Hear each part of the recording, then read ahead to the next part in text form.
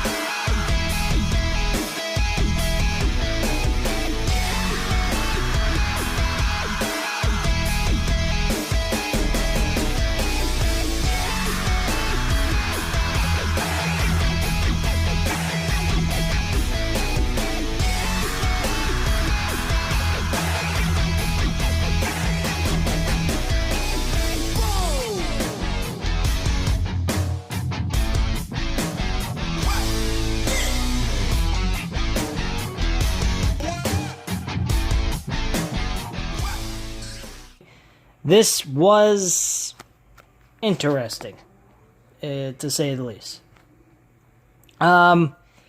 Pretty much, this was a very, very, I would say this show is pretty much revolved around the Undisputed Era and Adam Cole, baby. I have to say, NXT, I didn't really like what they did with the Undisputed Era here.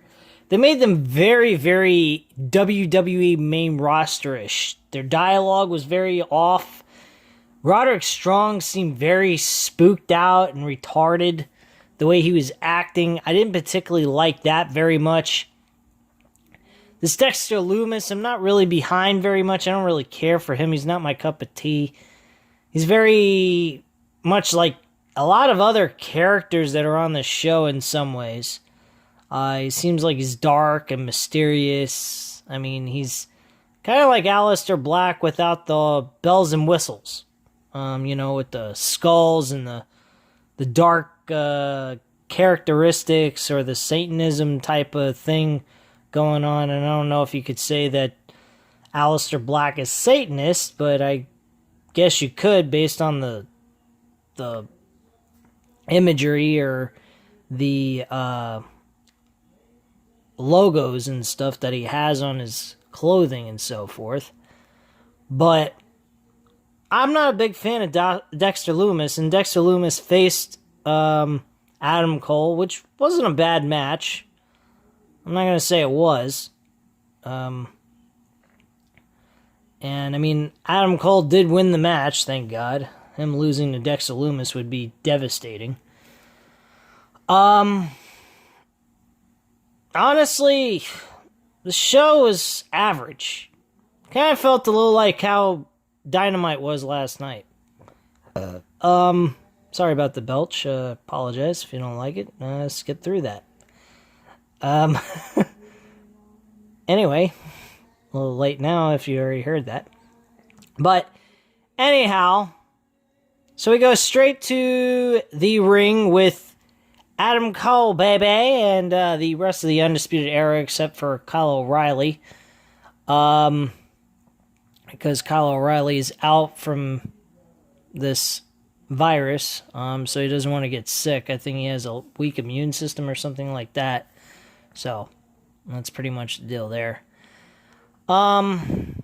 So Cole says the reign of Adam Cole will continue. He says no one in their right mind believed Velveteen Dream would beat him for the title in that backlot brawl. He gives Dream some props, though, but says he's no Adam Cole. No one is. What's next for Cole? It doesn't freaking matter, he says. He goes on about how good he is and how no one in NXT or the rest of the WWE could be like him. Now, that is an interesting topic. Him saying not even a performer from the WWE main roster could beat him for the title. Could you imagine just a one-time thing? Not like, going ahead and having Adam Cole at a takeover event defending the title against a WWE main roster guy. But imagine we get an opportunity to see a main roster guy show up at the NXT show and compete for the NXT World Championship like they did on SmackDown back during the Survivor Series of last year in 2019. I think that would be interesting. That would definitely grab my attention and want me to watch that over not NXT, over AEW Dynamite for just that 1 week, just to see how good of a match and good the performer from the main roster would be on the NXT roster, performing against an NXT guy in this kind of sense. I know one guy that would be great for this, and he's been talking a lot of shit about how the NXT guys do this and they do that, and they're doing a lot of hard bumps and doing a lot of things that aren't really necessary and causing themselves to get injuries and having a short-term career, and he doesn't think that that's a smart idea. Granted, it's incredible stuff, but it doesn't get him interested in the story that they're trying to tell. I would love to see Randy Orton go up against somebody like Adam Cole for the NXT Championship on NXT and have Adam Cole beat Randy Orton clean. I would love to see something like that done. I think that would be great. Please leave your comments down below about that one, because quite frankly, I think that would definitely be a ratings grabber that everybody would be interested in seeing. I mean, and especially with all the comments that are being made by Randy Orton about NXT. I mean, he's not dissing them or saying that they're bad or anything, which is good. But he's saying that how they wrestle in the ring is very unsafe, and it's not exactly a long-term career that they're going to have. Which, to a certain extent, I can agree with him on that, but when you got the main roster barely trying because they don't have their guys doing anything special or making anything mean anything, and the stories mean nothing, who gives a shit? So that's just how I feel about it. But yeah. We also had a moment in time. We also had, by the way, we had Roderick Strong. Not Bobby Fish. Roderick Strong acting all worried about Dexter Lumis during this promo and shit. Which I thought was absolutely insane. And whatever. It didn't matter to me. So, I mean, Dexter Lumis, I gotta give him credit. He is playing the spooky character to a T, and he's doing a good job with it, but it's just like, it's been so many people that have done it, they all become one and the same to me, in a way. So, back from a break, commercial break, Adam Cole and Bobby Fish are trying to calm Roderick Strong down. Keith Lee and Mia Yim approach them, and Lee indicates that he may want a shot at Cole next. The Undisputed Era leaves with Cole telling Lee not a chance. So that left some interesting things happening, and actually later on in the show, Karrion Kross puts his name in the hat for the NXT World Championship. But it wasn't Karrion Kross who did that. It was his wife, Scarlett Bordeaux, which I thought was really cool how they did it. Really no words, no nothing, just a time of sand going from one end of the glass to the other. And I thought that was really cool way of saying TikTok, as Karrion Kross would put it, and pretty much meaning the end is near. So, I won't be going over that. Keith Lee and Mia Yim had another tag team match with Johnny Gargano and Candice LeRae. This time, they were wearing their in-ring gear, Johnny Gargano and Candice LeRae, And again, Johnny Gargano and Candice LeRae win by a screwjob finish. And Johnny Gargano shows no sympathy towards his wife when he tries to hit last beat on Keith Lee. And Keith Lee barely gets any kind of effect from it. And more, his wife gets nailed because Keith Lee falls on top of her with Johnny Gargano connecting the last beat.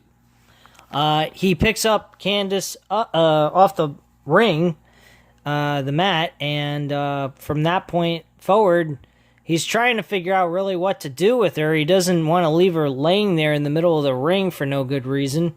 And he was trying to be a gentleman, which he really shouldn't have at all. He shouldn't have given a flying fuck. And Gargano just rolls up Keith Lee and gets the 1, 2, 3 while his wife falls out of the ring and is unconscious, acting like he doesn't give a flying fuck about anything except trying to win a match, which downright despicable in my opinion. But hey, I mean, Gargano's playing this heel character. He don't give a shit about nothing but himself. So after the match, the music hits. Gargano goes. Gargano goes to the floor to check on Candice. He raises her arm, and they recover as we go to replays. Lee helps Yim in the ring, and they recover, staring out at the Garganos as they celebrate up the ramp. Yeah. So we see Finn Balor. We see how Finn Balor defeated Damian Priest, which was a really decent matchup for TakeOver in Your House. And Priest actually gets interviewed, stating that he says that the match was about his name living on, and he thinks he accomplished that. Win, lose, or draw, he didn't care about the loss. He cared more about impressing people. Seemed more of a babyface, in my opinion, the way he was acting, as if facing Finn Balor turned him into a different person.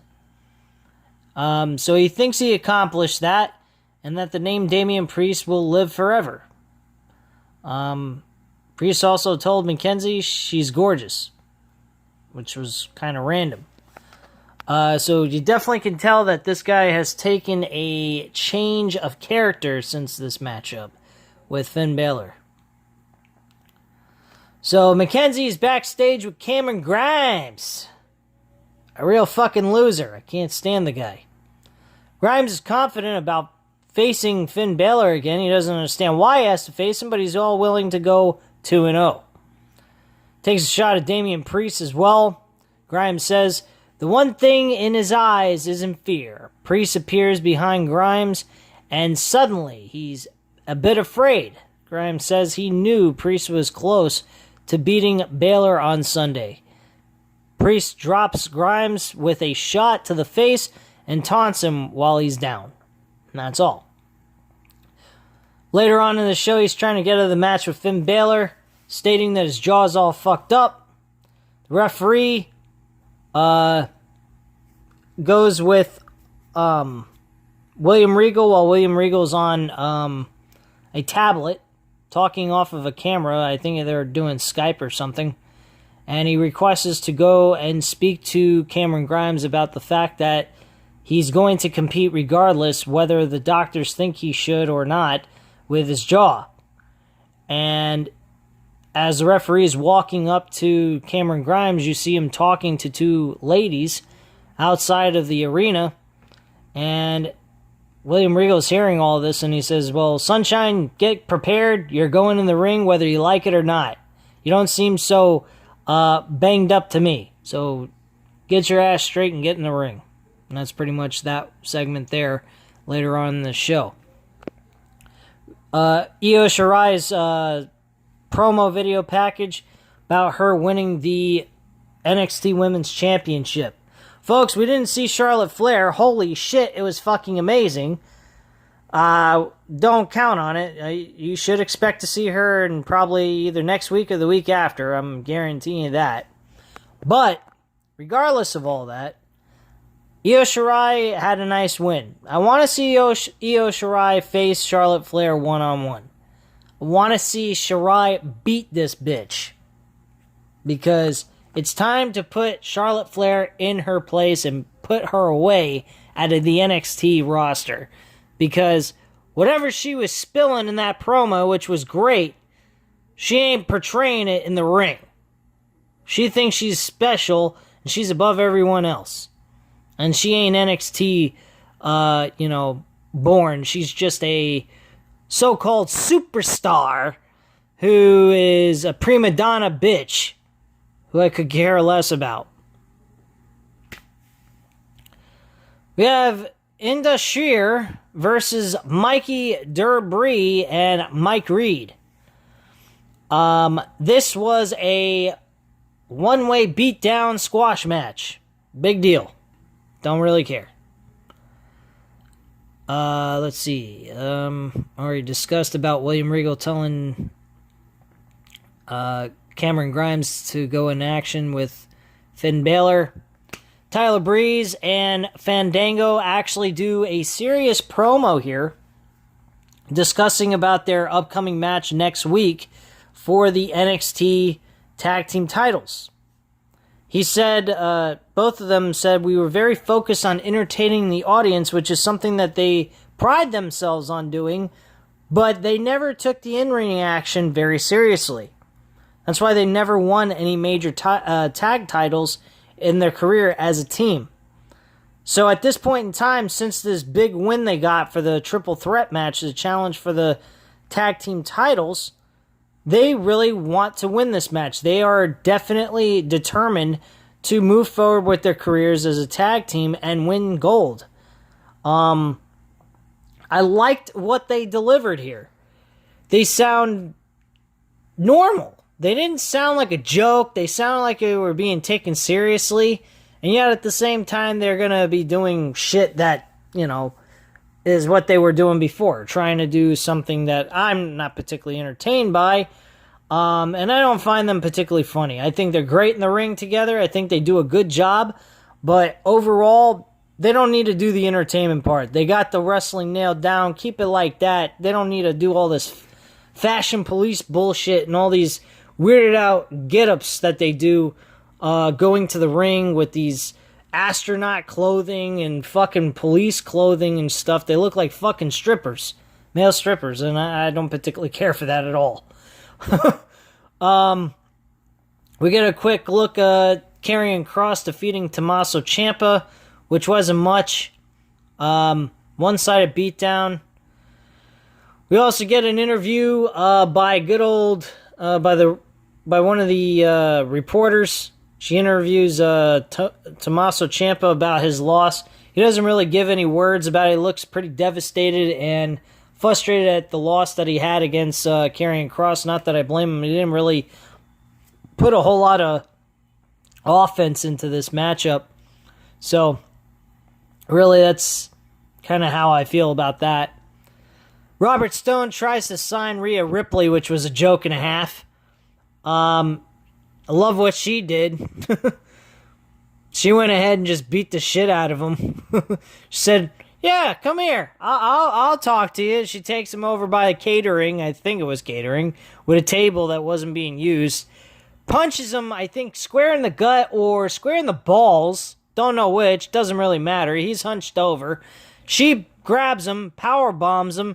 And his skull, the back of his skull, whacks into the corner of the table, and the rest of his body goes into the table as well, breaking it in half. She's one strong son of a bitch, let me tell you. She ain't no woman you want to fuck with.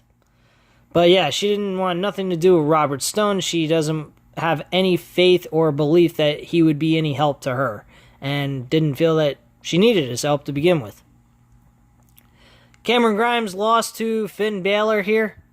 Nothing special here. This was not shocking at all. He hit 19-16 twice in the match. Got the 1-2-3. And that was it. Dakota Kai defeats Casey Catanzaro. This match was alright, but nothing special here. Dakota Kai, I gotta tell you, Dakota Kai and Raquel Gonzalez, I would love to see them take the tag team titles from Sasha Banks and Bayley. I think that would be great. That would be a great way to start this rivalry between those two with Sasha Banks and Bayley. So I definitely would like to see that occur. Most definitely. So, they did mention Tegan Nox possibly having a tag team match with, I forgot who her partner was. Give me a second to find it here.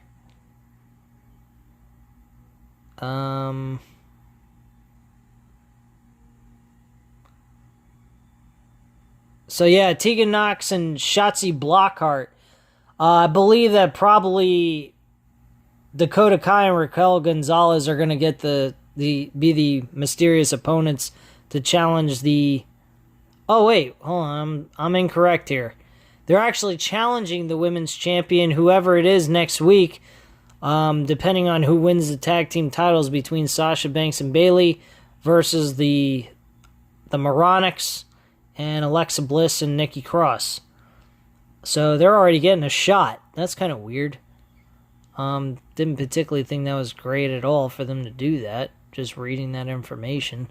But yeah, I mean, Tegan Nox and Shotzi Blackheart, I don't know if they really should win it. I think a top-notch tag team in the women's division would be a better idea. And I think Dakota Kai and Raquel Gonzalez would be the better pick for that. We got a situation with Timothy Thatcher is in the ring somewhere. He's talking to wrestlers we can't see, welcoming them to his training class. So now he's become a wrestling trainer. And he says it's going to be brutal and it's going to begin next week. Big whoop. Who cares? El Hijo del Fantasma actually makes a reveal. Drake Maverick comes down to the ring, wants to challenge Phantasma for the NXT Cruiserweight title. And all of a sudden, two masked men that were capturing other guys and putting them in the cars over the last couple of months finally are revealed. The men that appear is Mendoza and Wild. And they stand tall in the ring with Phantasma. And those are the guys. But somehow, some way, I don't know, I don't get it. Two guys captured both of these guys in different events, in different episodes. And then all of a sudden, they're appearing as the two guys that captured those two guys. Makes no sense. Sounds a little retarded to me. So the Undisputed Era is backstage getting ready for the main event. Roderick Strong is still spooked out by Dexter Lumis. Please, Roderick Strong, stop sounding like WWE main roster garbage. You're creeping me out. You're giving me the spooks. And then all of a sudden he picks up a drawing to show he's been there. Still to come, it's Dexter Lumis and Adam Cole in the main event. And that was pretty much it. The main event was Adam Cole versus Dexter Lumis. Already discussed about what happens during that matchup.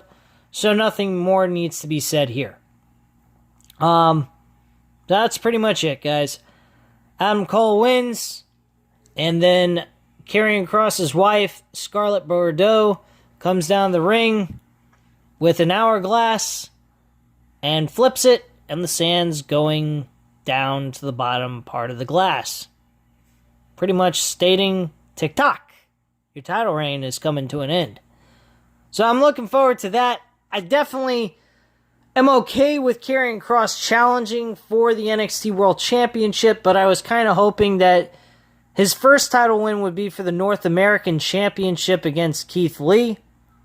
Kind of moving Keith Lee into the realm of the World Championship match and having Keith Lee win the NXT World Championship. But if they decide to push Kross for the world title right now at this point, on how dominant he was against Tommaso Ciampa, I'm okay with it. I really am. I don't have any major issues with it. But if they go with Karrion Kross somewhere down the line, they need to have Tommaso Ciampa have a rematch and beat Karrion Kross in a rematch. That I would like to see. And give Tommaso Ciampa his second title reign and have him do a really good one. One that doesn't end with fucking injury like the last one. Thank you, Vince McMahon, for that bullshit. But anyway, guys, that's pretty much all I have to say at this time. Hit the like button if you liked the video. I don't know why you wouldn't. It's a good show. I provide good video, good input on the events. I know I'm not the best talker in the world, and I apologize about that, but I do have a lot of knowledge in my head and good ideas to throw at you guys. So, quite frankly, at this time, leave your comments down below as well, and hit the subscribe button if you're not subscribed to this channel. And I thank you very much for watching, and I hope you have a wonderful night. Bye.